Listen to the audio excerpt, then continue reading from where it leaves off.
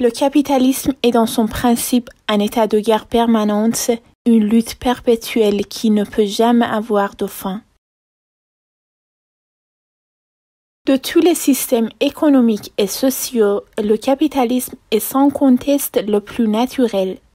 Ceci suffit déjà à indiquer qu'il devra être le pire. Le capitalisme libéral a étendu son emprise sur les consciences, marchant de pair avec lui, sont advenus le mercantilisme, la publicité, le culte absurde et ricanant de l'efficacité économique, l'appétit exclusif et immodéré pour les richesses matérielles. C'est le principe du capitalisme. Si tu n'avances pas, tu es mort. L'islam est miné de l'intérieur par le capitalisme. Tout ce qu'on peut souhaiter, c'est qu'il triomphe rapidement. Le matérialisme est un moindre mal. Ses valeurs sont méprisables, mais quand même moins destructrices, moins cruelles que celles de l'islam. Le libéralisme économique, c'est l'extension du domaine de la lutte, son extension à tous les âges de la vie et à toutes les classes de la société. Il est vrai que le temps avait changé et que l'éloïmisme marchait en quelque sorte à la suite du capitalisme de consommation. Le capitalisme de consommation, faisant de la jeunesse la valeur suprêmement désirable, avait peu à peu détruit le respect de la tradition et le culte des ancêtres, dans la mesure où il promettait la conservation indéfinie de cette même jeunesse et des plaisirs qui lui étaient associés. Dans la société libérale, le désir et le plaisir apparaissent à l'issue d'un processus de séduction, mettant en avant la nouveauté, la passion et la créativité individuelle, qualité par ailleurs requise des employés dans le cadre de leur vie professionnelle.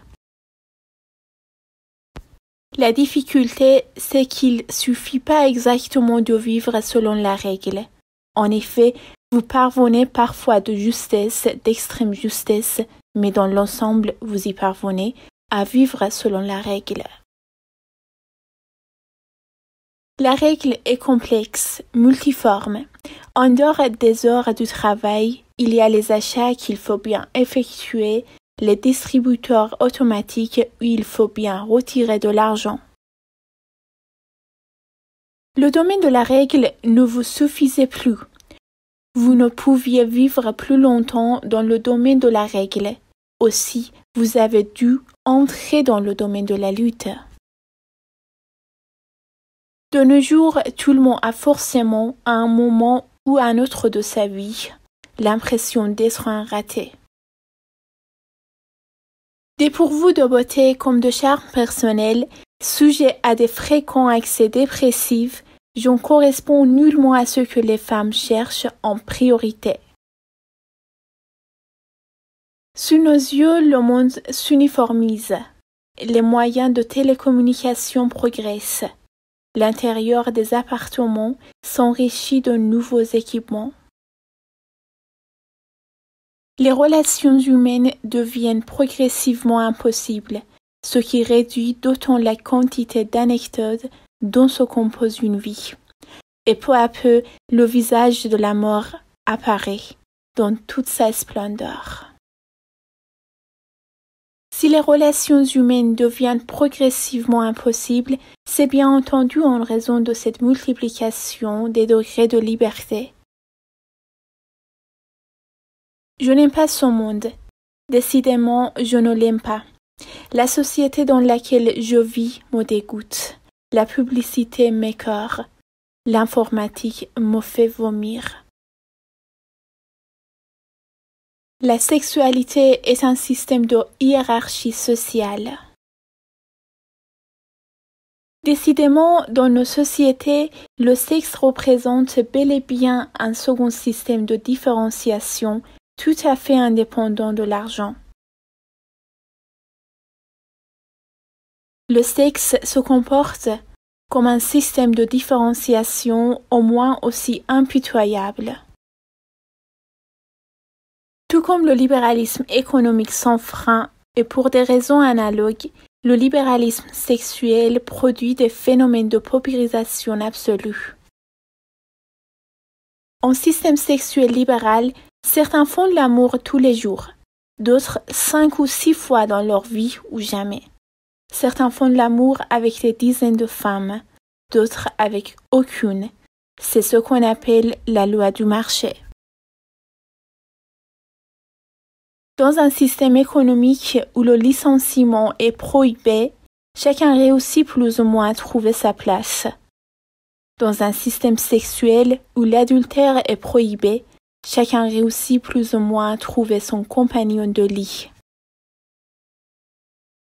En système économique parfaitement libéral, certains accumulent des fortunes considérables, d'autres croupissent dans le chômage et la misère.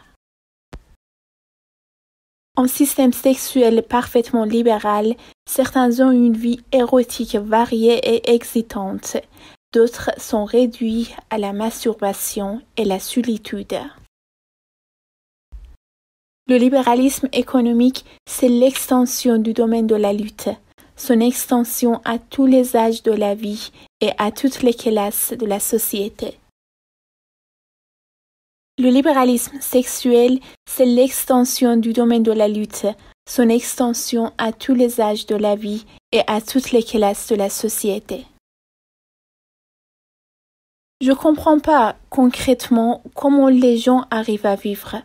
J'ai l'impression que tout le monde devrait être malheureux. Vous comprenez, nous vivons dans un monde tellement simple. Il y a un système basé sur la domination, l'argent et la peur. Un système plutôt masculin, appelons-le Mars.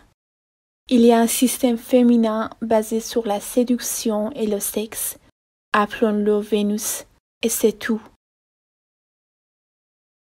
Si Maupassant est devenu fou, c'est qu'il avait une conscience aiguë de la matière, du néant et de la mort, et qu'il n'avait conscience de rien d'autre. Nous vivons des moments sans précédent.